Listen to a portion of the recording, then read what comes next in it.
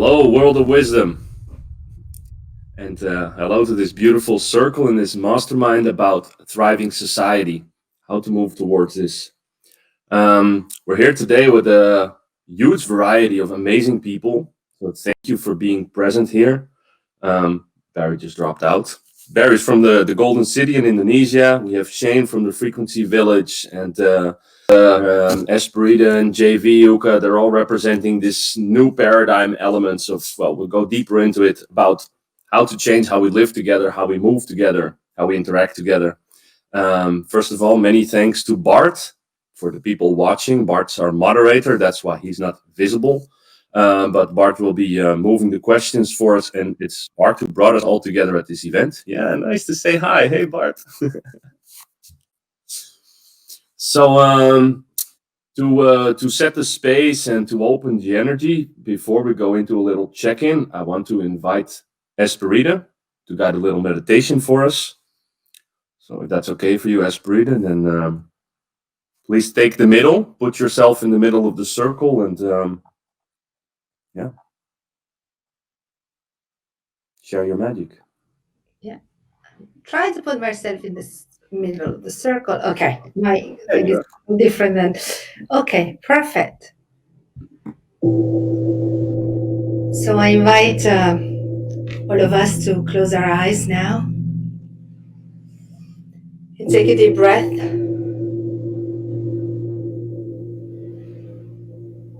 And feel where we are. Feel where you are. The space around you. And look for the presence of nature. A tree, water, air, the earth. And feel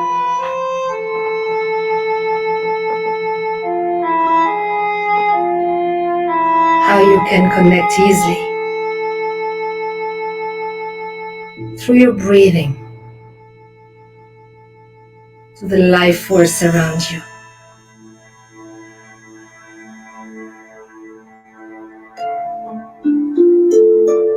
Each one of us a precious manifestation of life.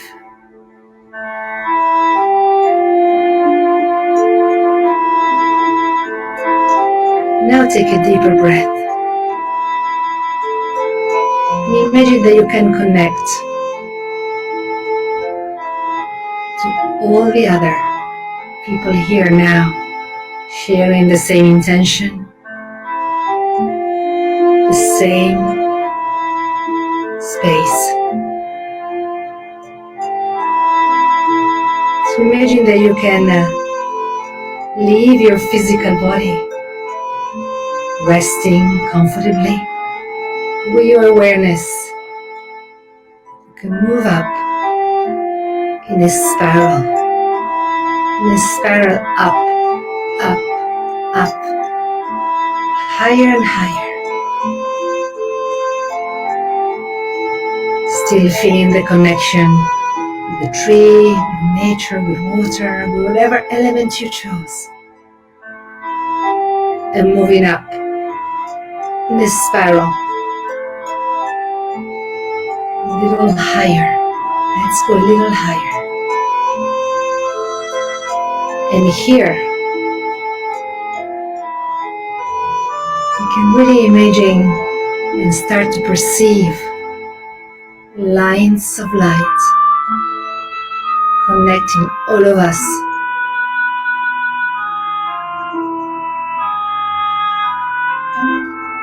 In a network of love, intelligence,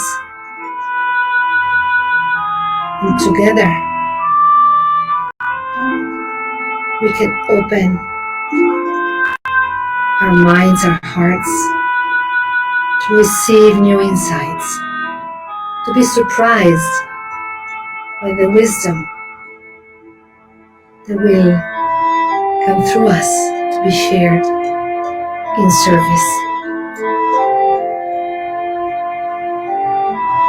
So let's take another deep breath. and perceive the others here.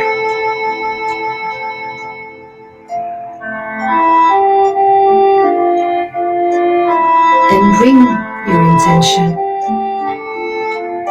inside this network.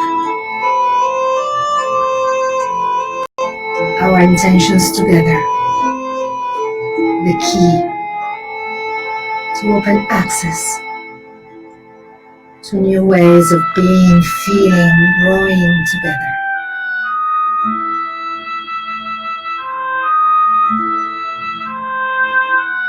Connecting to the forces that help humanity grow and evolve, and to that divine presence within us.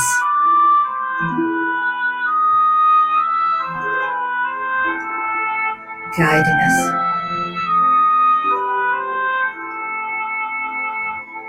Beautiful. Now with a deep breath, gently let yourselves lie down again in a spiral-like motion. Gently going down, down, down, down, till you can feel the presence of nature around you, the one in the place where you are. And then feel your physical body there waiting for you. And with a deep breath, bring your awareness fully back inside this beautiful antenna that is your physical body, keeping the connection with each other. And this channel open for more light, wisdom, and insight. And when you feel ready, open your eyes with a smile on your face.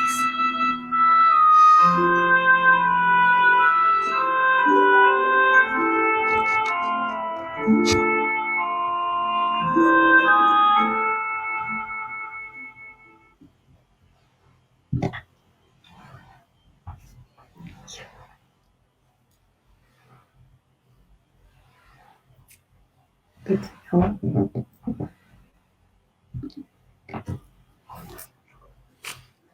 Thank you very much, Esprit. That was very beautiful to arrive. Thank you. Lovely. Okay. So I want to suggest to start with a little opening, about 2 minutes per person. You can take your time. It's nice to start with how you are feeling in this moment.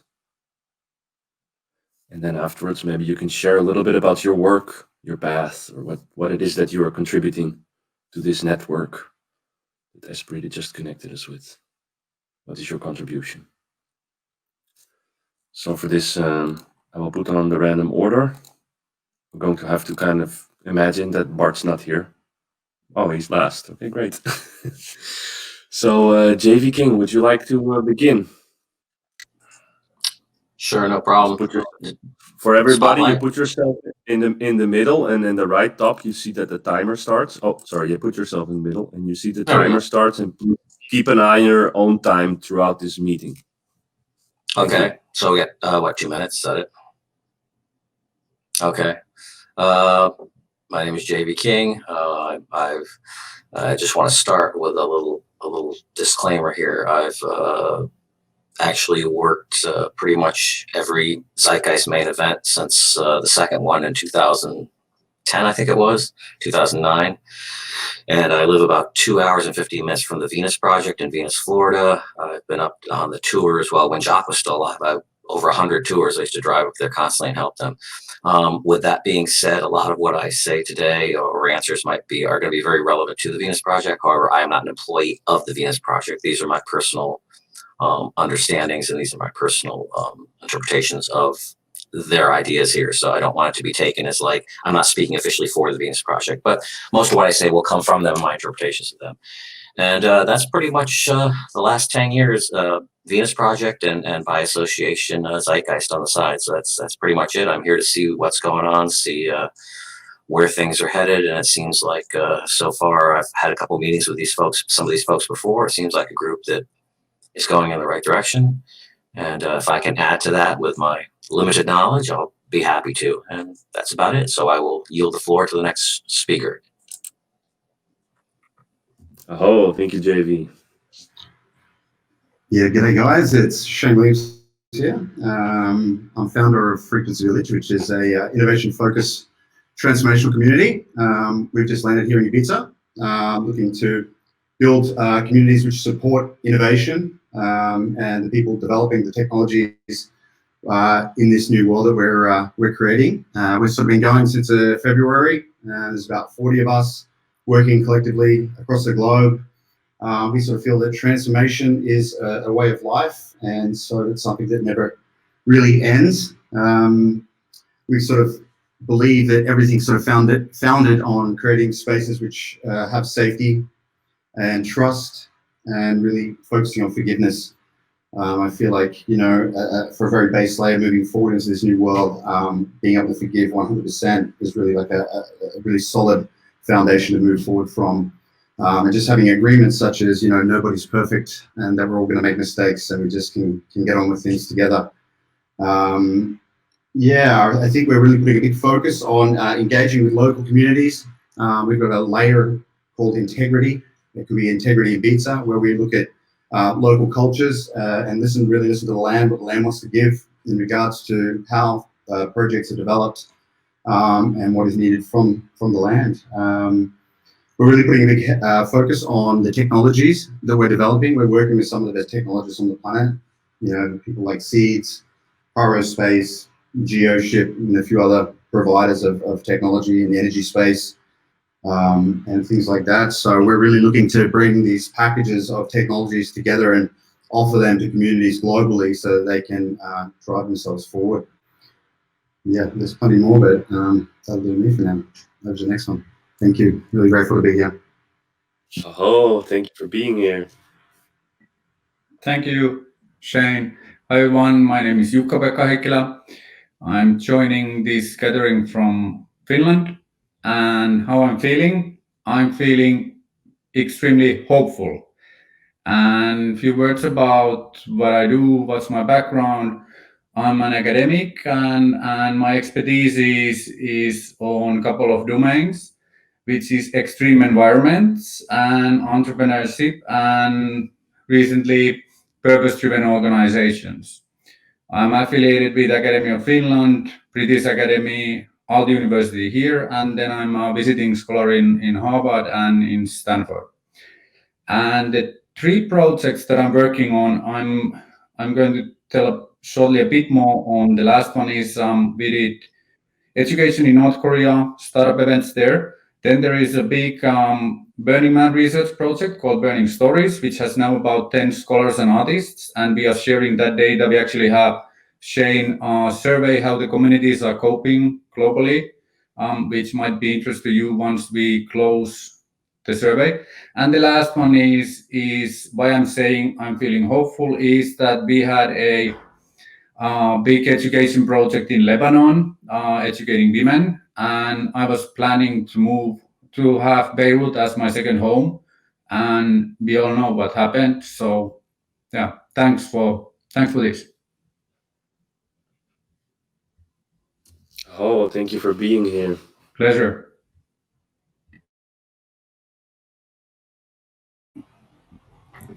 So, Convoy, Amesperide, Shane, it's you, right? It's Shane that I know. Hi, yeah, it took me a little while to meet you. Lovely to see you again, Shane.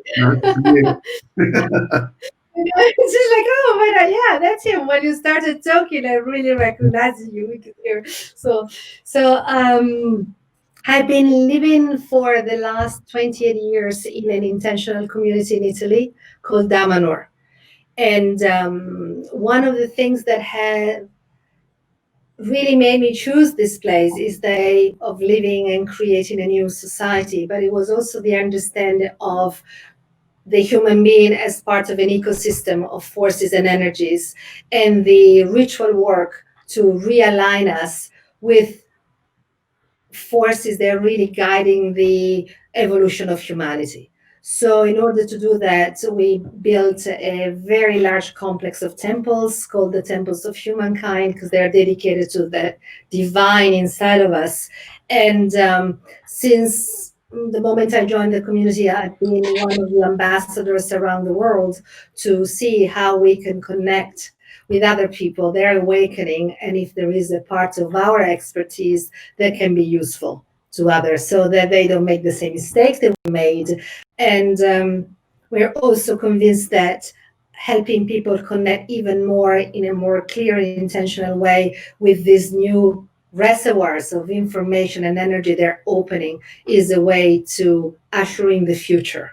It is as if in our understanding we're living now in two different timelines.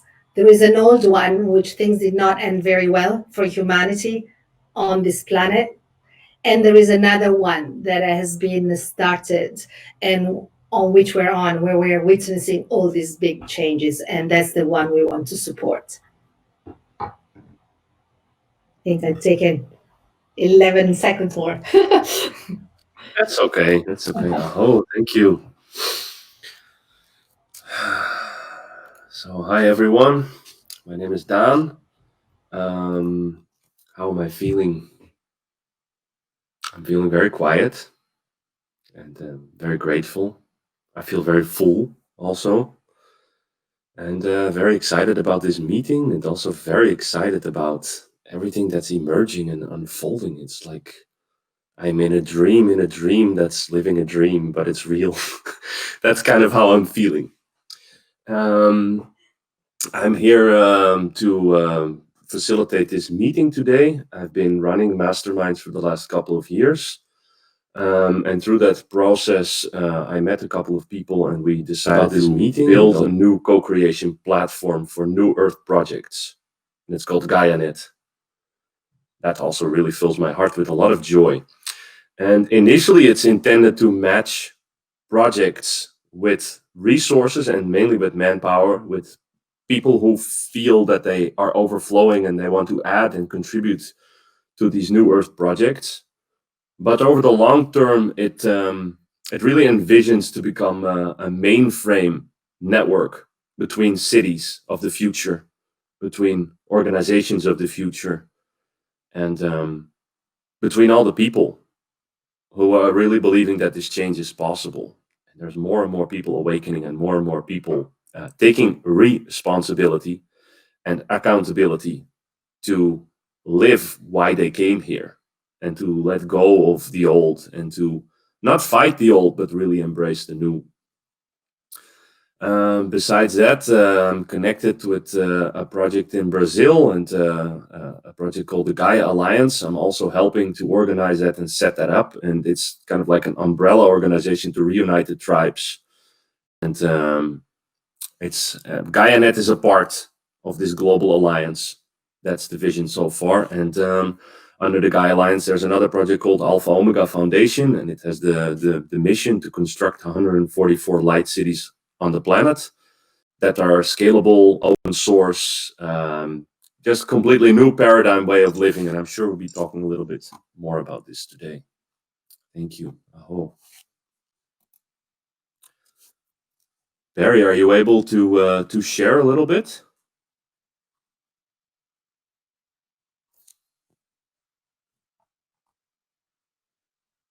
Maybe type in the box or give a +1 if you can hear me. If not, we move on and comes later. No. Okay, good. So for the next, well, let's say the next 45 minutes to an hour, I would like to make use of the mastermind model. Give me a +1 if you're familiar with this, and then hand if you are not. Just to get an idea. Okay, good.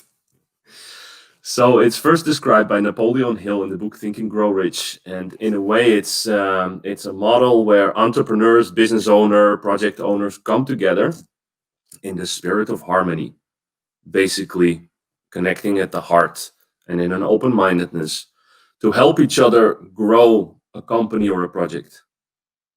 And the way you do it is it's like you are in a family business together, and you're just having a monthly meeting with the other members of the business. So you share freely your knowledge, your network, your connections, but it's also about really tuning into the person who is it's called the hot seat, who is in the middle position. So I'm going to ask you, as soon as we put one person in the middle, we're going to give everybody about 12 minutes. You can come up with a question.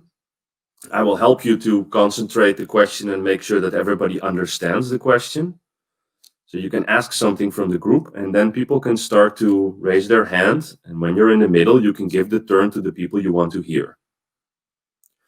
But for us as participants, when there's the person in the seat, it helps if we really connect deeply with our presence.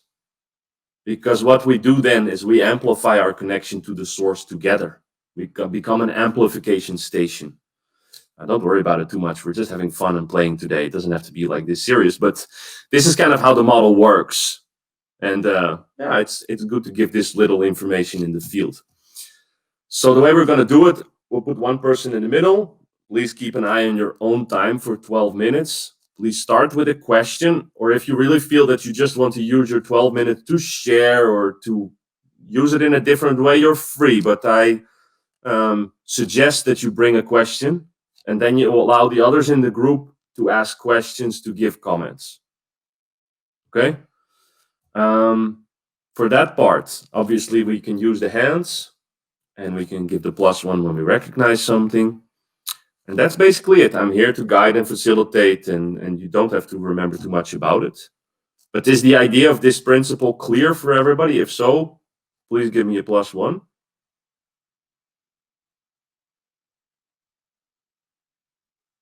Okay, super. Well, Barry, are you able to communicate, you think? I mean, you can hear us because you gave a +1. Are you audible? I hope so. Can you guys hear me? How's Yes, the it's a bit of sound a coming delay. through? Yeah, +1 the so sound's everyone can coming. hear me? Okay, brilliant. Yeah. Okay, yeah, so I guess are you putting me in the circle to begin with? No, maybe you can also give a 2-minute introduction, and then we're going to see how your audio goes, and then we're going to see if it's a good idea to put you in the mastermind circle or just have you as a contributor today for that. Okay, no, perfect. Well, 2-minute introduction, just for those of you who are not sure who I am, what I'm doing currently. So my name's obviously Barry. I'm currently based on an island in Indonesia called Sumbawa, and we're currently busy with building a conscious city called the Golden City. So my kind of role at the moment is looking after operations and the project management. So we, deal with quite a lot of different, shall we say, challenges, and have learned a hell of a lot along the way. Yeah, so I think it's a very quick, just a little introduction in regards to who I am, what I'm kind of currently busy with. Now, as a kind of project, we are looking to build a conscious community that's in harmony with nature, where people can come together in a open environment to be able to practice their passions and the things they enjoy, and do that as a community, obviously do that together. Currently, we have already started construction about a year and a half ago. We've got quite a few different little projects within the Golden City umbrella that we're currently working on. Mainly, construction and actually practically building stuff. So to give you an idea of what that looks like, we've got within Golden City umbrella, we've got an Oasis Resort, which is, again, a conscious community aimed at more your kind of holistic healing, that kind of side of things. And we're currently finishing the 12th unit. We are going to be growing that up to about 100 units in time. So over the kind of, next couple of years or so. And then from there, we've also just broke ground and started construction on some of our first Golden City homes. So this is where people can actually come and live as part of the community. If this is full-time, part-time, and so on. We've also just finished a kind of, how do we call it, like a volunteers village, where we've actually got 6 units, communal kitchen.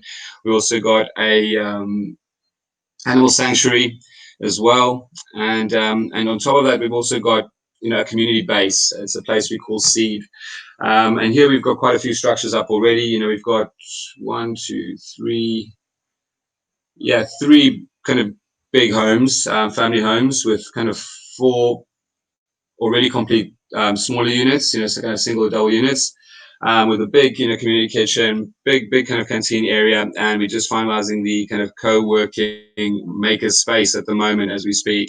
So that hopefully gives you guys an idea of, what we've been working on. We have got a very, amazing team that is working with us, mixed from, people all over the world, but also a very big group of Indonesians, from the local island, and also some of the adjacent islands as well. The Indonesian team, goes up to about 150 guys, and then the kind of, shall we say, expat team is probably the best way to put this. There's about 12 of us based down there at the moment, with people moving kind of in and out, as time goes by, and a much larger kind of team, obviously based globally as well. So people based in Bali, people based in the US, Canada, Europe, that also all kind of, gets involved and helps out with the project. So hopefully that gives you guys a bit of an idea. And if there's any questions regarding any of this, obviously, please feel free to ask. Like I said, there is, obviously challenges that we face, with the community aspect, the construction aspect, obviously raising the funds aspect, all these kind of sort of things that we potentially can provide some help and guidance on if needs be. Okay, just for the others, it's an amazing project. The energy is incredible there, and the people also. It's really a new paradigm project for sure. Can you share how big it is, the size, the plot of the land, more roughly, or less? we're looking at about, altogether, about 2 kilometers by about 0.7 of a kilometer, just to give you an idea of the scale of the land that we're working with. And then there is obviously, other things going on as well, but that's the kind of main Golden City project area that we're working with. And it aims to have about what, 1,200 homes? Well, we're looking to aim to have between 1,200 to about maximum 1,800 people. That will probably relate down to obviously, fewer homes, but that's the goal. Cool. All right, great, Barry. Thanks for your introduction. No, my pleasure. All right. So if it's okay for Shane, I would like to put Shane in the circle first. Is that good, Shane? Yes? All good, buddy. All right. I just want to ask everybody, close your eyes for a brief moment. Just want to open the field for Shane. Just feel your body, feel your gut, feel your heart. Connect your energy with him. Hereby open the field for all of us to support and to guide and to bring Shane exactly what he needs today. Aho. All right. What would you like? Would you like to bring in a question? Would you like to take space to share? It's up to you. Yeah, I think maybe I'll just start with a few questions for Esperide, because she's been living in community for so long, and I think that there's a lot of wisdom there as a foundation. Esperide, what do you feel is the most important thing to get right at the very base of creating communities? That you really managed to create a project where everybody feels it is also their dream. That is not only the dream of the founders or a small group of people, that everybody can feel, yes, okay, that's the big dream that is already there, but what is my dream within this dream? Because otherwise, even if we are very, enlightened and we have beautiful models, but we are reproducing something where people don't feel responsible. And one thing we've learned, and this is also what Gandhi said, before you speak of rights, you need to be very clear about your responsibilities. Maybe that Gandhi refused to sign the Declaration of Human Rights because he said, my grandmother taught me that before I have a right, I have a duty. So when you create community, that's also very important. One of the things that we say in Daman is, if you want to join our community, make sure you're coming to give and not to take. And when you come to give, what you get back, it's 100-fold. But if you go into a community with the intention of taking, that is not going to work. It's not going to work for you, and it's not going to work for the others, because then there is immediate an imbalance. And that is really one of the, I wouldn't say difficult, but one of the things where you always have to be attentive in navigating that well. To always make sure that people they are there, they feel it's their dream, and they feel it's their responsibility and joy to contribute to the fact that it grows. And then the other thing for us has always been change. And one of the things that are important for us, and sometimes we've been able to do it and sometimes not so well. So it's not, we know the formula, and but we've had also our challenges in applying it.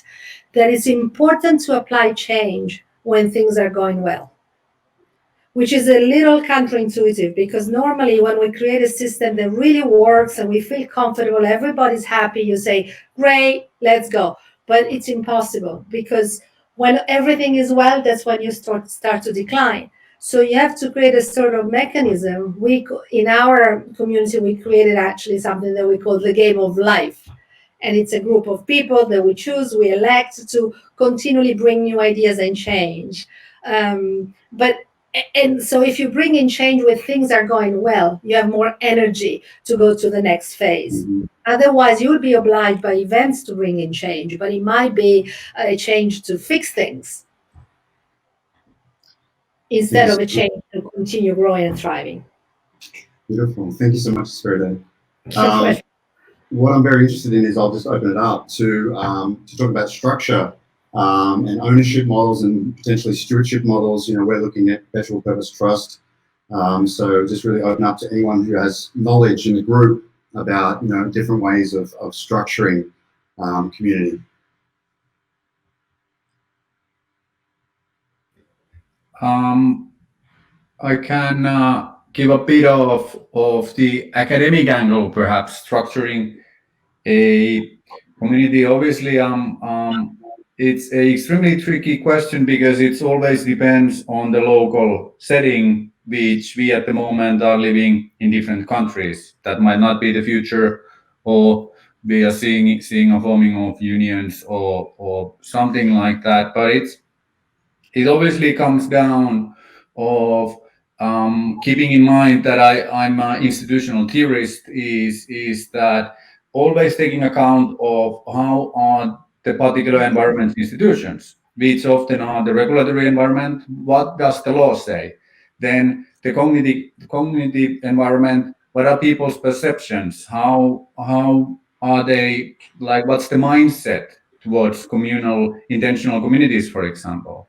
And with the interplay of these type of forces, it's obviously finding and seconding Esperide on this, is that people find the meaning in their doing is the key. So like always looking what's nationally specific, and there might be something. If I may add something and continue elaborating what Yuka was saying, which is fun. Sure.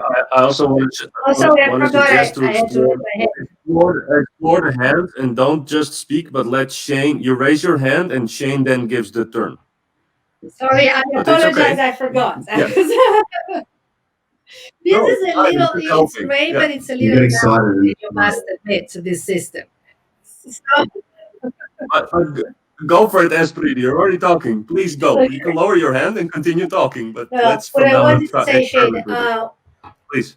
I think again you also have to take into consideration what are the assets that you want the community to always have.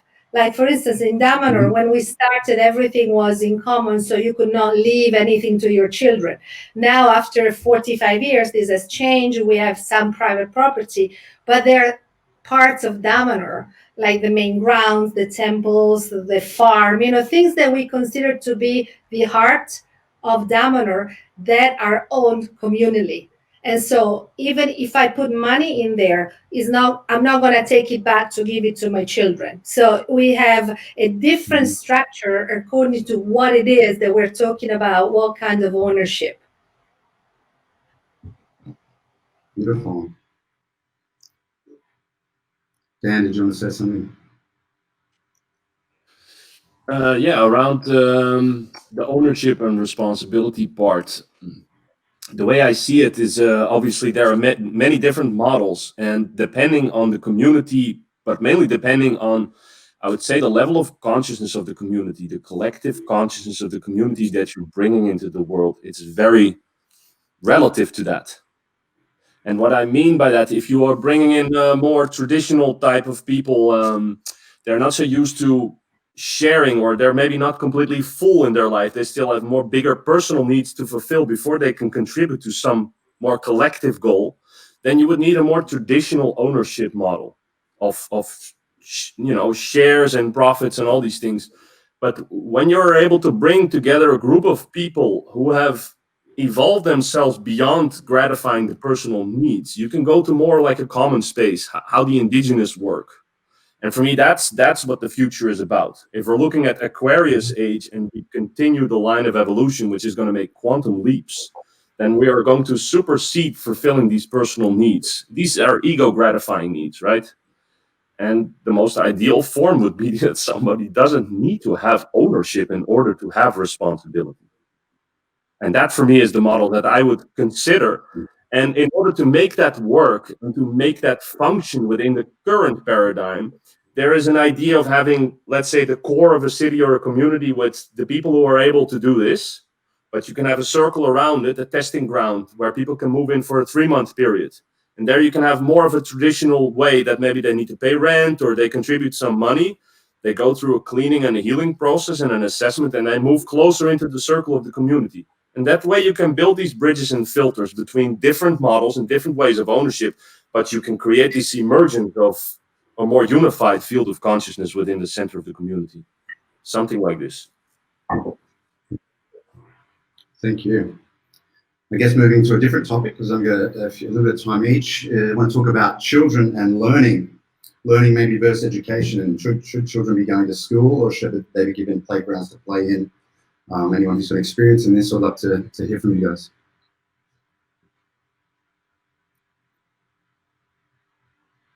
Or even if you have ideas about this.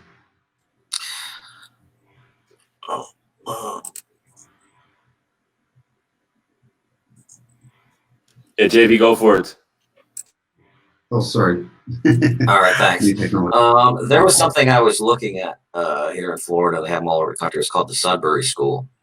And I don't know if anybody's heard of it or not, but basically they let children just do whatever they want. As crazy as that sounds, they have to come in for X amount of hours a day, X amount of time for a week. They have all different ages that are together, anything from high school all the way down to kindergarten, small group of children. And they have books for them to read in the library. They have crafts. The teachers are really there more as guidance than telling them what to do.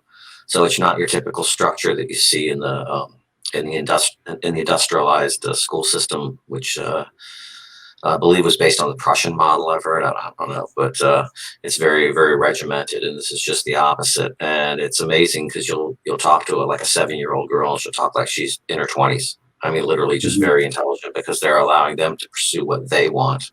And it's just a very different model. It seems to be very successful. And the only reason I can speak highly of it is because I've been to a few of their meetings, even though I have a child of my own, and seen it firsthand. So yeah, it's very, they get to do for several years what they want to do. And then they go to college and they end up getting admitted to college far quicker and far easier than regular students because they haven't been pigeonholed into one way of thinking and one regiment. So just an idea. Thank you. Spirit. Yes, and another aspect that we've seen is very important is how integrated the families and the communities are with the school. Because if you want to really create a community, you can choose the model of school that best suits your needs, and that one that was just described is beautiful.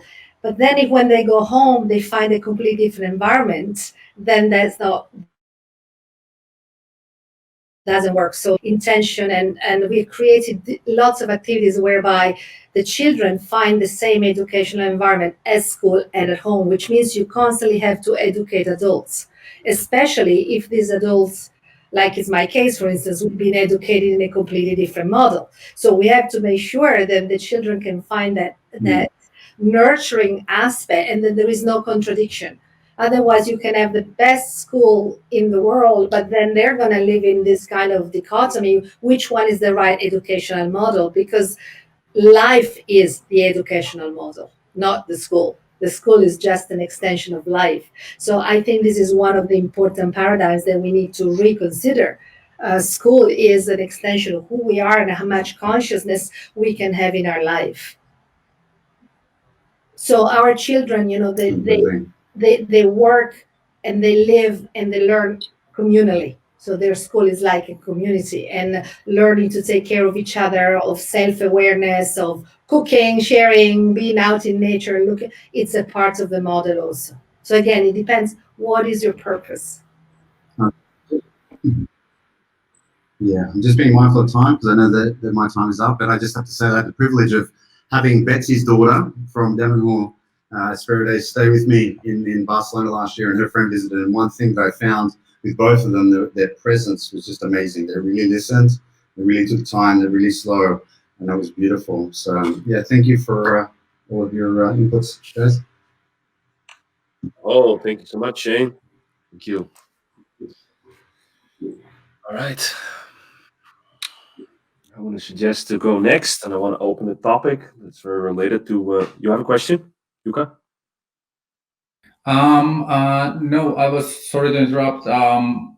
If I can be next, like I had the force majeure in Yeah, sure. half an hour. Go for it. Yeah.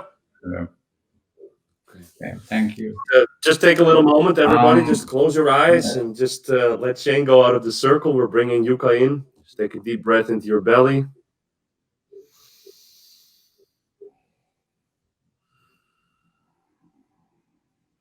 Okay, brother. Thank you. Welcome in the circle.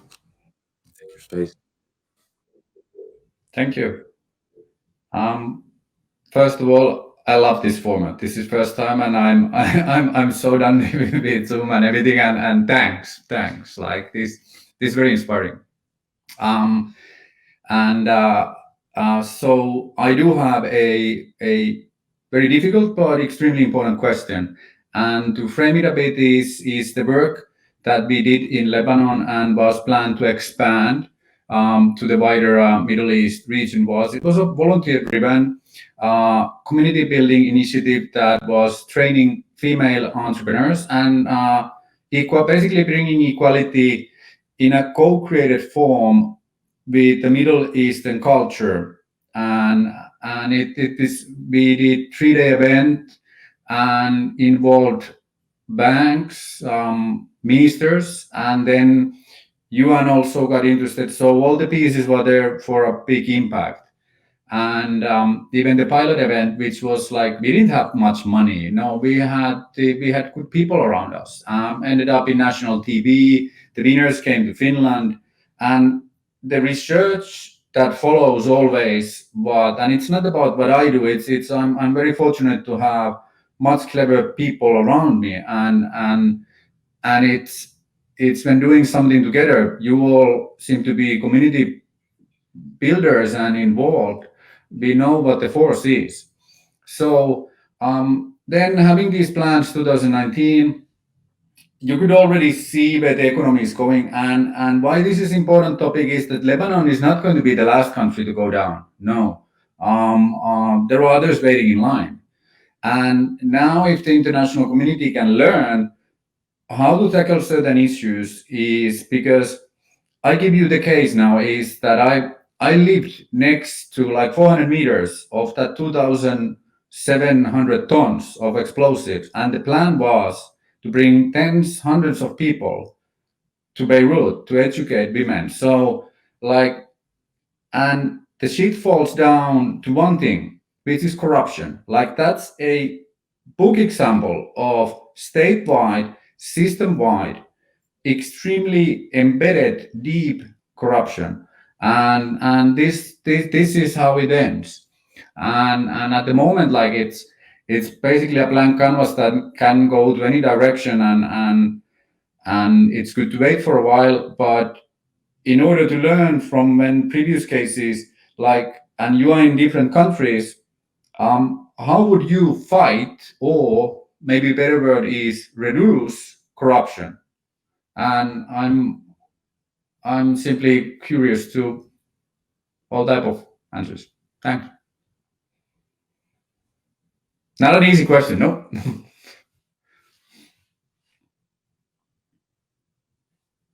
Yeah. I'll go first. No other hands. Yeah. It's a very important question, obviously. A very relevant question. And at the same time, maybe a question that will solve itself over time. And the reason I'm saying that is because humanity is really going through a big shift in consciousness.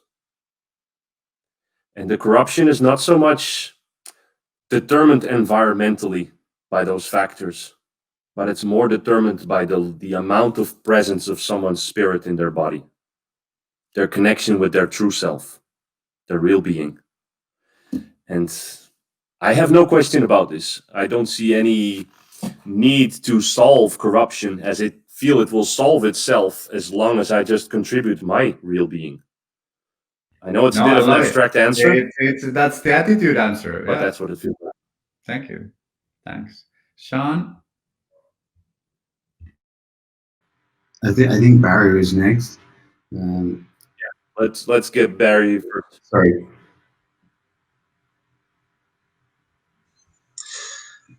Okay, so I completely agree with Dan, actually. Ultimately, with, more light coming in, the vibration of the planet rising, ultimately these things will fade out over time. But I think if you're in a position or a situation where it is definitely affecting your immediate life, your loved ones, the people around you, your environment as such, obviously you do want to do something about it. And I think one of the things that we can do as human beings, as a community, is actually to bring these corruption things to light, share it, bring it out and educate people on it. So hopefully that the more people that get to know about it, we can come together in numbers to be able to change and implement these things to make a better world.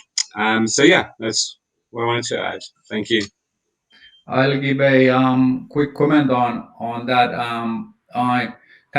Thanks for sharing that. We had a module on that, and certain topics are locally so sensitive that depends on the environment you operate in. It might put you, or if there are locals involved as speakers or participants, they can be in danger. But as a foreigner, you of course have sometimes the card to be a bit naive, to be a bit stupid, and that's the card in these type of situations. And I fully agree. Like bringing those forward. Thanks for bringing. It's the transparency is the key. Thank you.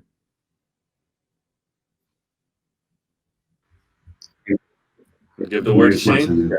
So yeah, just reflecting and sort of following on from both Dan and Barry, it's very difficult being in these locations and having a strategy as we're talking about, or an idea of how to solve it. If there was no emotion involved and you came up from the top and looked down, you really need to look at it. So where are the areas we can make the most effect right now on the planet? If we look at it as an organism, we've got to really focus our energy on the healthy areas as much as possible, because that's really where we can magnify it. Just think of it like healthy bacteria or mycelium. Once this white healthy bacteria takes hold of as it's evolving, it becomes really, really strong. And I don't ignore the atrocities or how it feels to be in these areas of pain and suffering, but it's our role to really look out from the big perspective to solve these issues, and then zoom in. I feel that we have a responsibility, the people who have the ability to create these communities. We are developing technologies and innovations which are going to shut all of this down, and it's happening right now. So in the next even 2 years, a lot of this corruption won't be able to survive in the ecosystem that we're creating. So it's going to be happy days. It's just a matter of time before we get to that point. Can I put multiple? I'm now just continue. Yeah, just fun, man. Thanks. Great stuff. So curious if Esperito or JV have some input around the corruption question. Either one of you two. Well, yeah, I don't. To me, corruption usually connotes something that's going wrong, something that's been corrupted, something that is incorrect. I don't know, not to sound insensitive, but I don't know if I would classify this as corruption. I think the outcome is that which the system, not necessarily in this particular case, but in many cases, it's what the system demands. It's a systemic issue.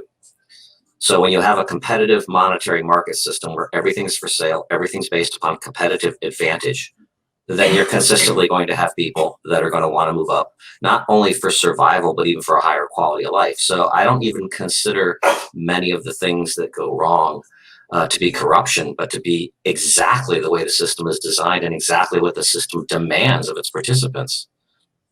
And so I think until we change the system, until we get out of a monetary market system, along with understandings and of course projects like you folks are all doing here, I do believe this is going to continue to a certain extent. But I do not think it's hopeless at all. I think we can very easily overcome it. I just think it's going to take a concerted effort of, not standing for it anymore. So that's it.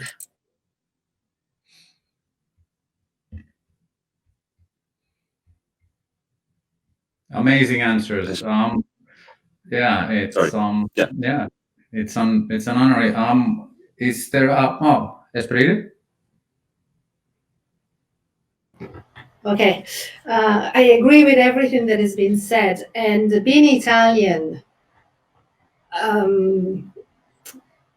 I can see that there are aspects, definitely systemic. It's a systemic problem. And there are aspects that sometimes are difficult to be understood outside of the culture. Because sometimes what can be perceived by someone who's not within the culture as corruption is actually a form of protection. It's a form of making, and people think by doing this, I am actually making sure that the system is the best possible because I have, I think of the south of Italy, how, for instance, the mafia was born, was a whole system of protection of people. So I think it's always, and that's what you're doing already, Yuka, it really takes a deep understanding of where you are, where the culture is, and also a degree of respect so that we don't go into system by saying this is absolutely evil or wrong. Of course it is wrong. And of course it is something that as we evolve is going to change. But there is an aspect of this protection, how I keep the system going, that as it was saying is systemic. So we need to change the system and do it in a way that is respectful of how we got there. And then of course it's totally out of control in many countries. So again, I agree with what Shane was doing. We just have to keep creating better realities that work better, where people feel safe and feel that they belong, and that won't be necessary anymore. Thanks. Have a short comment on that. I couldn't second more. Is that change really, if never happens, if entering a community or a country, a group comes like, yeah, this is how you should do, this is how we do it, this is the right approach, it goes always wrong. And that's how the education exporting of certain models, and indeed the capitalistic model does, that it goes to a place like, okay, this is how we do, this is how you should do your stuff, and the end result is this. So yeah, thanks for sharing that. Yeah, Shane? Yeah, just again, I think it gets back to the same thing, which is it's a journey of personal transformation, right? So, just think of us all as cells of this one organism, rather than saying this area or that area. The more of us who heal our trauma, whatever level that is at, that's just going to spread throughout the world wherever it goes. If you really want to look at it that simply, the more healthy cells are going to make a more healthy organism. That's like a really simple way of putting it. It's now 12 minutes are coming full, and I wish to say just one thing. I'm very inspired now, and inspired in a level that sharing this with you, listening, hearing your views, and doing notes is something that I have much more strength again, even though that particular country is by default gone. But so thanks, big thanks.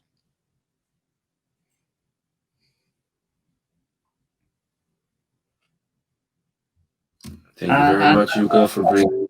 is that I leave soon, but I hope to see you in somewhere soon again. Yeah, me too. Yeah, have a good one.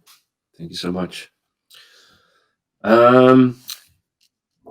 We at least have a time for one more, maybe two, also depending if there's questions from the audience coming in. If people are watching, I would like to have a little space at the end. There is a question there, so we'll answer that. But does anybody have a burning desire to also take some place in the middle? And if not, I also have something to put more of a general question for all of us. So I can also bring that in. Please raise your hand if you have a big burning desire to be in the middle. That's very okay. And if not, give me a +1. If you're okay, give me a +1. Okay, great. JV2? Yes. All right. We'll take this one and then we'll open the question of Niels and we see for a little open discussion at the end.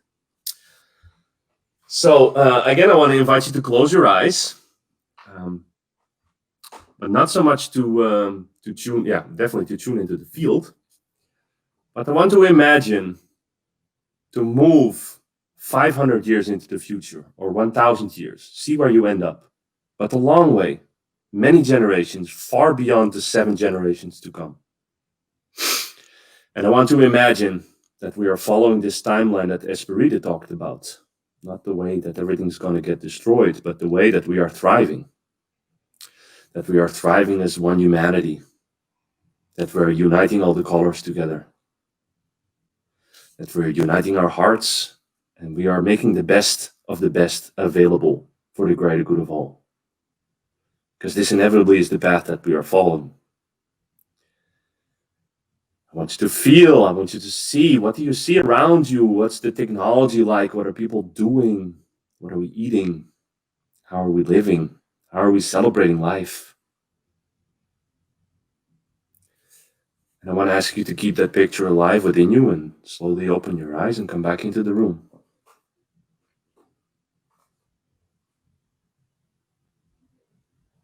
Is Esperida still with us? I guess so. Video's out. Are you here, Esperida? Give me a +1. Yep, good. Okay. So, this beautiful new world where we are all together, what do we need to be doing to get there? Now. What are our steps? Please raise your hands one by one if you want. Start the chain. Thank you. Yeah, we need to be building communities and going through processes of transformation, being open to cracking our hearts open and feeling the pain that we need to learn. We need to be developing technologies that mimic nature, because all the natural systems are here to regenerate, to heal, to re-energize. And things should be designed with love and passion, with beauty, because we can. Everything, we can put enough creativity into everything, then everything can and will be beautiful. Yeah. Yeah, beautiful. Thank you, brother. Anybody else?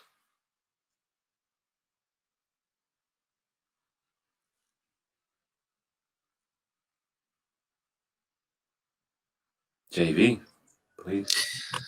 Yeah, I do think moving forward, it's important, obviously, to it's always been a good idea to, they say, build it and they will come, and I know there's some projects here, building different starter cities and starter communities and stuff, and that's great. I just think the important thing is, as long as the I don't know how you would put it, education, I guess, isn't left out of it, or the value system shift. I think we all know now that although we're a group that's sort of a little bit outside of the mainstream thought as it's currently defined,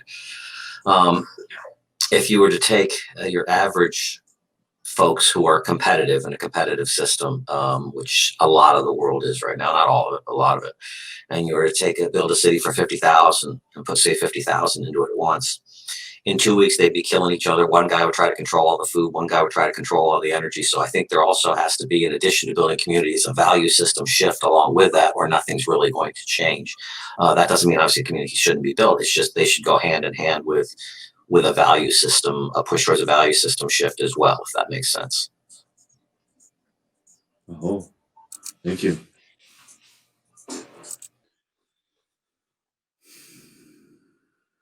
So I can share a little. I'll come to Esprit after. I share a little bit about what I recently heard someone say about the new Earth.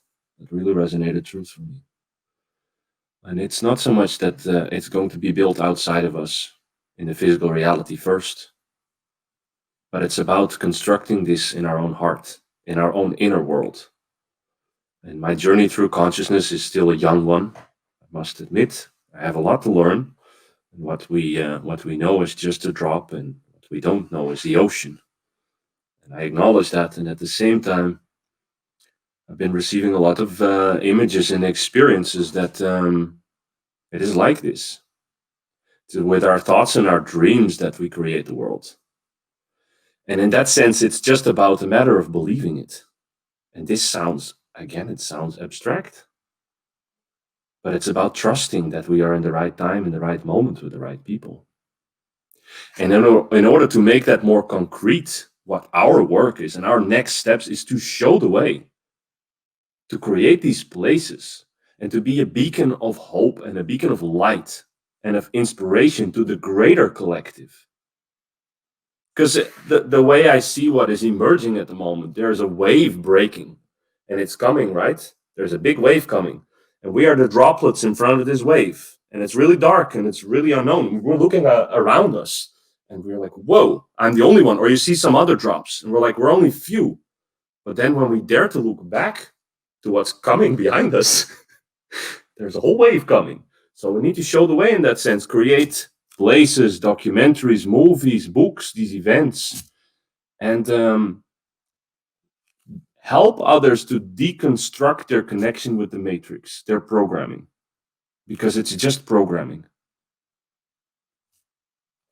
So for me, that's what our next steps is, to show the way, to be the role model, to show it in the way that we love everybody and everything, and at the same time create physical places that when people enter into this place, they don't have to question it anymore. It's not etherical anymore. It's real.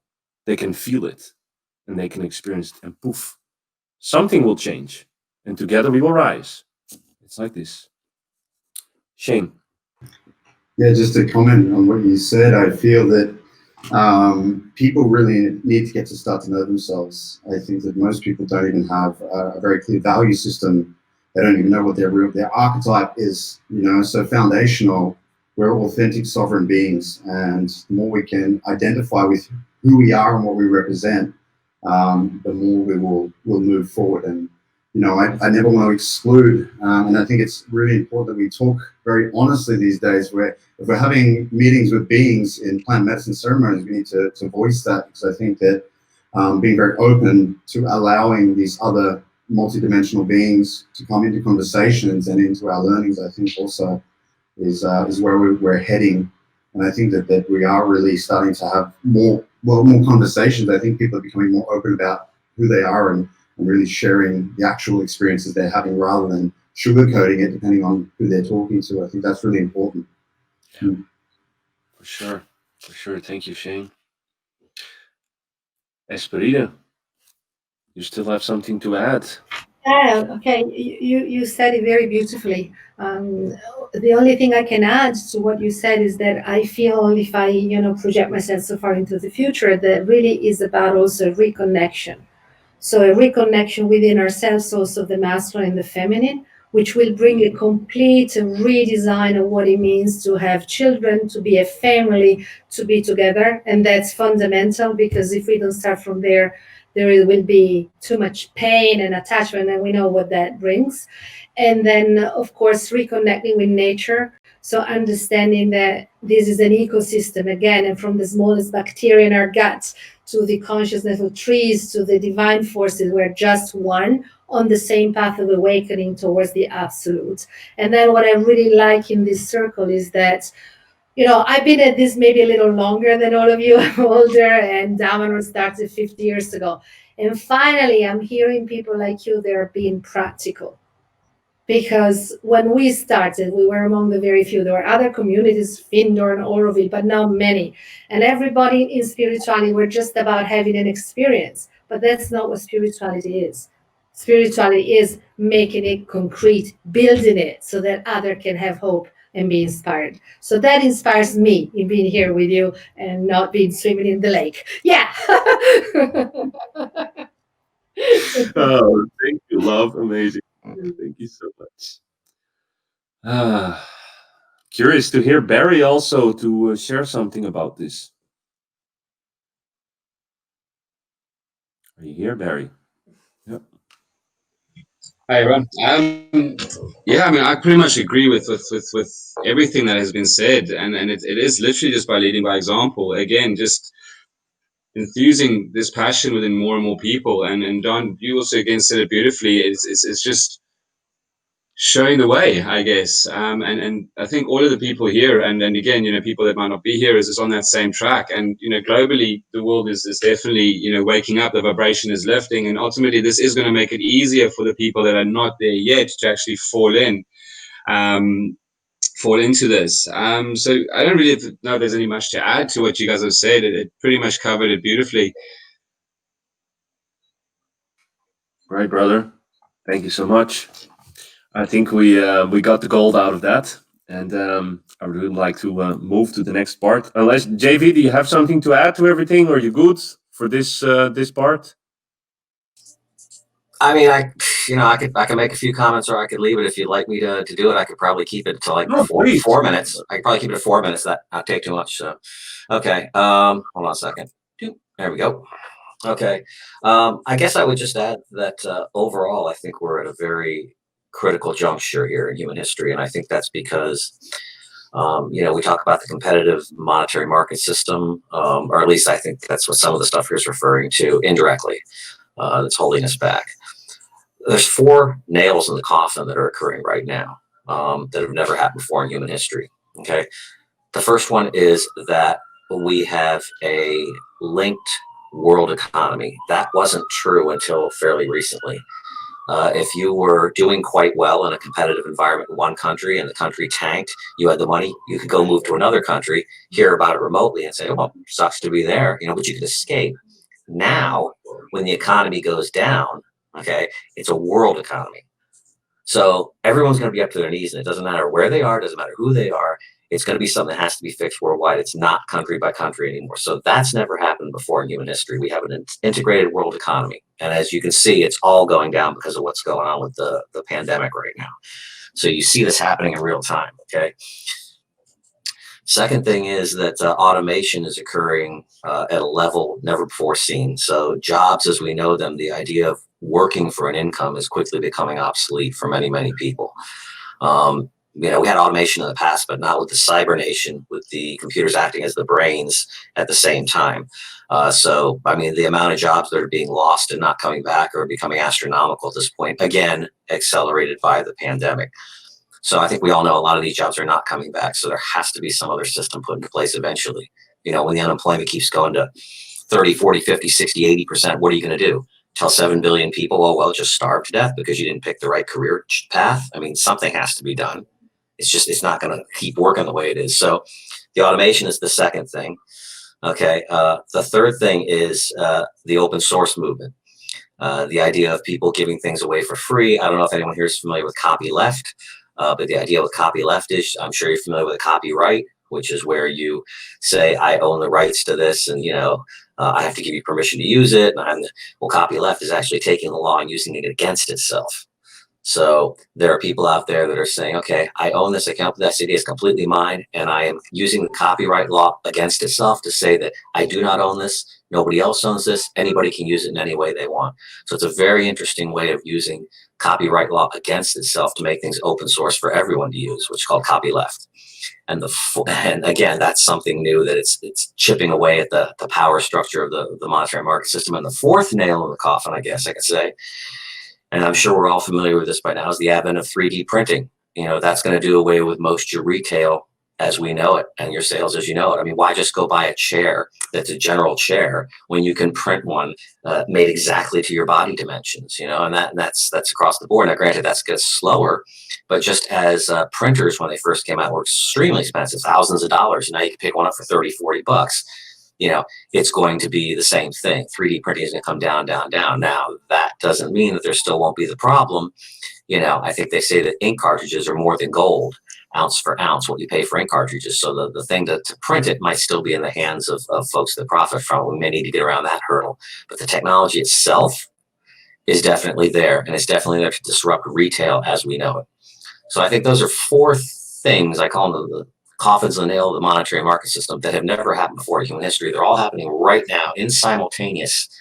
And I think it's presenting a unique opportunity that's never happened before. And I think this is the time to jump on exactly what we're all talking about as a group. I think this is probably the best chance we've had of moving forward in human history right now. So I think now is the time. Aho, JV. Thank you so much. Yeah. Very beautiful, valuable. All right, everybody. I would like to, we have another, let's say 15 minutes left before we close our circle. So I would like to open at least 2 questions. Let's start with the first one that Niels posted. It's about how to move forward together. And with together, I'm talking about the people in the circle here. I think it's a very valid question. How can we help each other? How can we support each other? What are the next things that we can do together? Anybody, any suggestions, any comments? JV first, then we come to Shane. Then Okay. Barry. I think one of the most important things about moving forward with our group and with anyone who wants to be involved is, and again, this is something I read probably about a year ago. There's been a lot of organizations that come and try to do things similar to what we're doing. And they say the number one thing that destroys them is nobody has to attack from the outside. They disintegrate from internally. And the number one thing that disintegrates them internally is a caste structure. Basically someone saying, well, I've sacrificed this much, so I deserve to be here. You've only sacrificed this much, you deserve to be here. You've only done this, so you don't deserve it. And that's what tears all these things apart. People talk about egalitarianism, but then you get this caste order.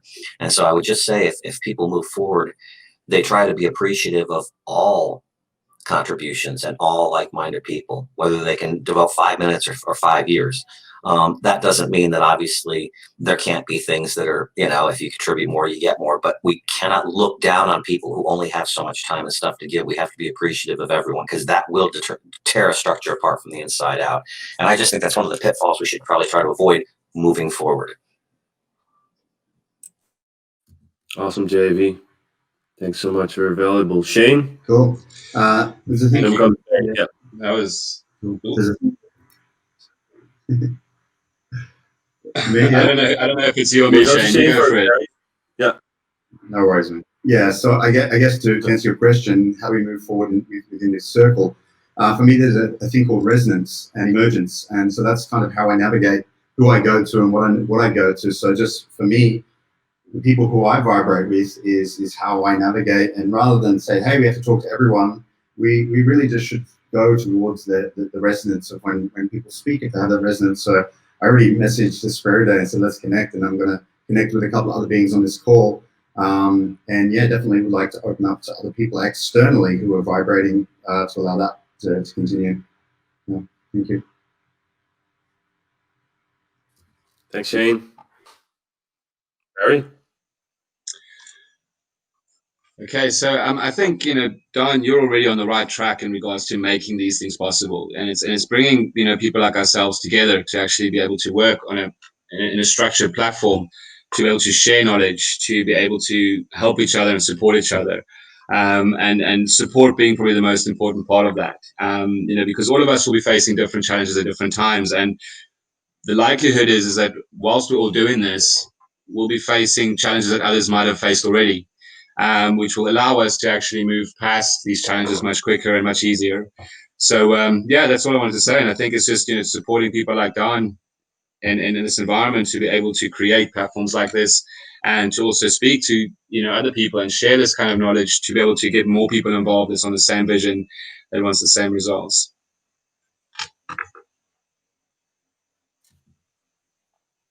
Beautiful, brother. Thank you.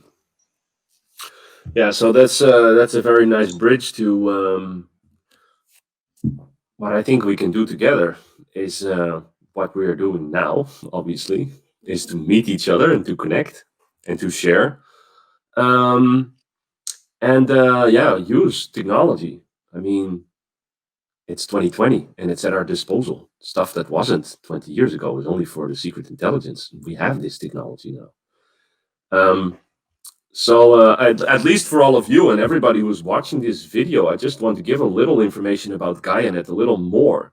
That this is a potential platform that we can unite together. And it's not really our platform, it's not something that we are developing. We don't feel ownership over it, but we feel to be the guardian of it. So we feel the need to have this. It really feels that an organism is emerging in our midst, in the group that we are co-creating this with, and the people who are coming in. It's magic. And this platform, it wants to be in a shared ownership model, in a foundation kind of way, in a not-for-profit way. And I believe the transition that we need to make is, yes, what Esperita said is important. We need to know who we are. We need to know our needs and our dreams. That's number one. Know your dream. Know who you really are. But second, learn how to transcend yourself and to contribute to a greater goal. And to find this bigger dream that unites all of us.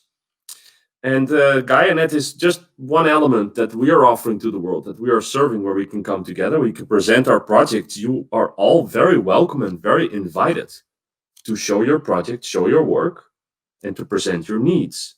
And we're building an infrastructure so people can find you, so you can get the help you need. But at the same time, let's have these mastermind meetings a couple of times a year. It doesn't have to be every week, but a couple of times a year, and mix the groups. Share our skills and answer these questions. This is incredibly valuable. I learn more in an hour than I learn in a week, in a month on my own. And the other thing that is emerging is this Gaia Alliance. It's this umbrella organization that is also not owned by anybody. It's the alliance of Gaia, of the planet, that unites all of us.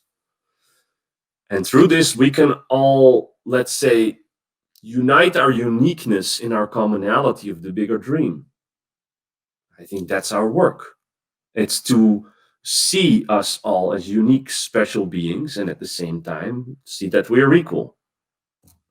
So for me, next step forward is to have more of these sessions, to build the GaiaNet, to invite you guys and anybody else who is ready to, let's say, let their project emerge in a very transparent, open source way. We need to open to each other, open our hearts, open our work, open our organizations, and share this. And it's really beautiful. Yeah. One day, person A will have a challenge, and the second day, person B will have a challenge. When we unite, we are strong. And unite the tribes of love. Let's bring all this together, bring back the ancient wisdom, our connection with the source, and use modern technology to evolve. So, yeah. Thank you for listening. I'm very excited about all this. So maybe I rant a little bit, but it's just pure excitement. It's like really, all my dreams are coming true the last couple of months. So I'm exploding with excitement of all of this. I've been dreaming about this for a long time. Anybody else has something to add about steps forward, or shall we move to one more question? If you would like to move on, we'll give a +1.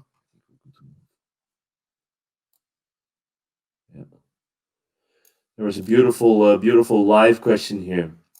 Okay, so JV talked about value system change. So on top of this value system change, what if we could shift the natural economic and social incentive such that it made sense for all people, regardless of their expansion of consciousness, to contribute to the building of an ascending, abundance-based economy? So I guess changing the rules of the game is what they're asking. What if we could do that? And to make it more natural for anybody, independent if you have evolved your awareness and your consciousness like this. Who has some takes on how to do this or insights about this comment/question? Anybody? JV. Are they referring to a transition? Are they asking about the transition to this? Basically, are they saying how do we transition from where we are to an abundance I guess it's economy? a suggestion. What if we could? And then we can maybe translate the question: what would be needed in order to have a shift from to move towards a natural economic and social incentive for anybody, independent of their level of consciousness? I mean, I think the shift itself, I don't know what that will take, because obviously nobody knows what the future holds. There's no way of charting out a path. I mean, you could have said 20 years ago, well, I've got this perfect ad to put in the yellow pages, and then the internet comes along. So you're constantly having to shift. So there's no path from here to there. There's only the goal of getting there right now. But as far as getting there, what this would look like, did you say, or okay? I mean, or oh no, what we would need. I'm sorry. We already have everything we need. I mean, we have technology that, if you look around, can solve pretty much every energy need we have, every environmental need we have. Really, it's almost like, if people are familiar with the series Star Trek, there's no money in Star Trek. It doesn't exist anymore. It's very high tech. It's very abundant. Technology is used to provide for everyone. And nobody has to go to a job to work. What they do is they do what gives them happiness, what they find drawn to. And there'd be no meaningless jobs. And in fact, most of the jobs people do today, I think it's like over 98% of them are pointless. They're just to keep the monetary market system turning. They don't really do anything. How many people actually build houses or grow food? Very few. They do meaningless paper pushing tasks, most of them. So it wouldn't even take all the population to move this forward, a very small percentage. And it would probably be the people who are technically have the ability to do it. When I say it, I don't mean like a technocracy. I don't mean them deciding, how you're going to live your life. It's just like, well, providing more efficient food, water, building shelters like, what is it, monolithic.com in Texas has monolithic domes that they build one piece with an airform, and it's one piece concrete domes, very thin, very efficient. And there's what's the other place? The Omega Garden, I think it's called, which uses a circulating thing and grows plants like 5 times quicker than they would using aeroponics. There's a million technologies out there, open source ecology. So it's not that we don't have the answers, we just don't have the value shift of moving away from what we still think is important because of how we've been programmed. But I'm not going to hog the time, so I'll leave. I see Barry's the next one hand up, so I'll leave it at that. Thank you. Great, JV. Barry. Thank you, JV. And I completely agree with you. Everything we absolutely need is already there. And I think from to answer the question on what we need is ultimately just people to come together, people like ourselves, people that are like-minded, and to just actually create it. It's literally as simple as that in my mind. We just literally we've got the resources, we've got the knowledge, we've got the technologies, we've got everything we need. We just need to stand together and actually create that environment. For me, it's literally as simple as that. And again, with what we're doing here at the Golden City is we are just actually creating that. We're not fighting any structure. We're not going against anything. We're just creating something new that gives people an alternative, something that might be more aligned with what their needs, wants are, essentially. So it's just coming together and doing it is the simple answer. I think that's what we need to do. Awesome. Thanks, Barry.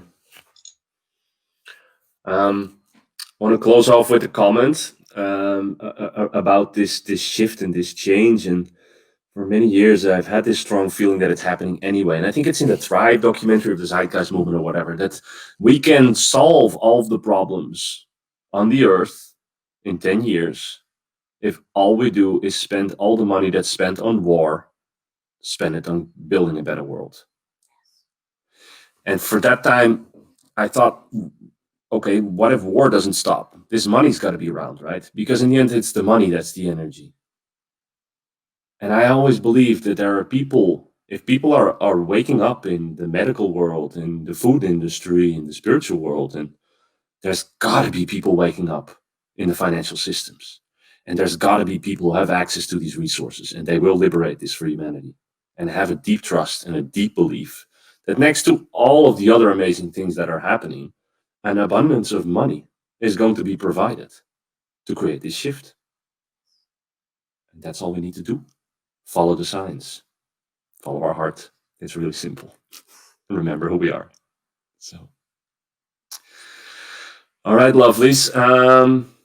Yeah, it's almost time, and it was really cool to be here with all of you. I would like to put on the random order just to do a closing round. 1 minute, put yourself in the middle, and just close. Just give a little reflection or something you've learned, or feel free. Take a minute to share with all of us how you are at the moment. Okay, skip Bart.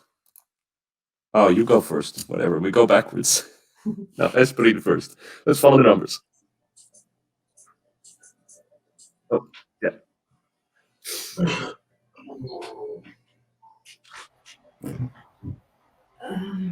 So I'm grateful for this conversation.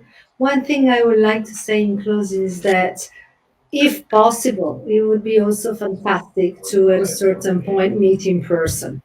Because these all new technologies are fantastic, and there is also something magical that happens when we can actually meet as human beings and see and feel and perceive what we're doing. So I invite you to come to Damanhur, and I hope that one day I can come and visit the Golden City or Ishon in Ibiza, and really create a movement. Because if we think of the future, what I can dream of is also a world of communities where the kids of one community can go to another and learn and move around. So that's how we create a real new model for humanity. Thank you.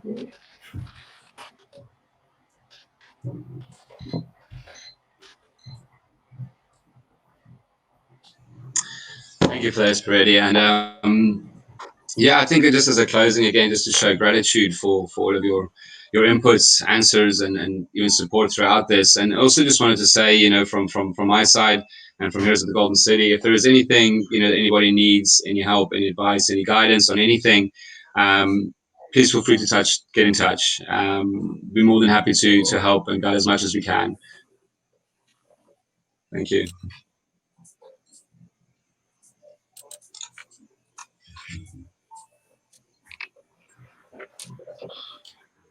Yeah, I just wanted to also share gratitude with everyone on this call, and just to offer my services. Anyone needs any help around water technology or energy, as well as raising venture for your projects, please just reach out. I love to help people doing good things, and I'm just super grateful to be here. Thanks a lot. So I think it was not too long ago, maybe a year ago, I had really big dreams about being with you guys in these meetings. Because I was guiding entrepreneurs in the Netherlands, and sure, they're conscious entrepreneurs, beautiful beings doing amazing work, but they also knew there is some other connections out there important to be made. And I'm very grateful that you're all here. So I learned a lot, and it was very beautiful to listening to you and to share the energy. And I feel very inspired and very hopeful, and a lot of gratitude to Bart for bringing us together in this session and for organizing this. A lot of gratitude to the World of Wisdom movement for creating these events. Thank you, Niels, also. And of course, thank you to the elements, to the Great Spirit, to the Great Mother and the Great Father. We got this, guys. We got this. Aho. All right. I just want to say thank you for having me here. It's been a pleasure. And I just wanted to close by referencing Dan's remark earlier about if we took the money from war and put it towards the planet. I hate to refer to Star Trek twice in the same discussion because I'm not a huge Star Trek fan or anything, but there was, I think, a movie, I think it was Star Trek 6, The Undiscovered Country, and at the very beginning, the Klingons, their moon explodes.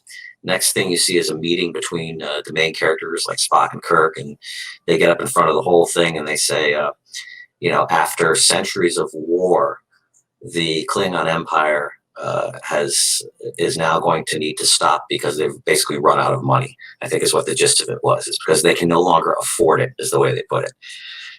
Which of course is a great thing to look at. It's like when you run out of money, there is no more war. And you wonder how close we are to that, because eventually you can't afford it any longer. So sorry for 2 Star Trek references in the same discussion, but it just made me think of that, Dan. So that's it. Oh, that's super welcome. Thank you so much. Bart, are you available to do the final closing?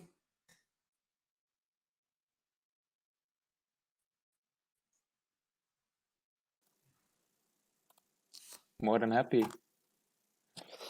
You're dark, though, but can't Am see you I? anyway. Let's try again. For myself, I'm visible. So for everyone else, I'm also visible. Doesn't matter. Just I'm share and then we recording. close.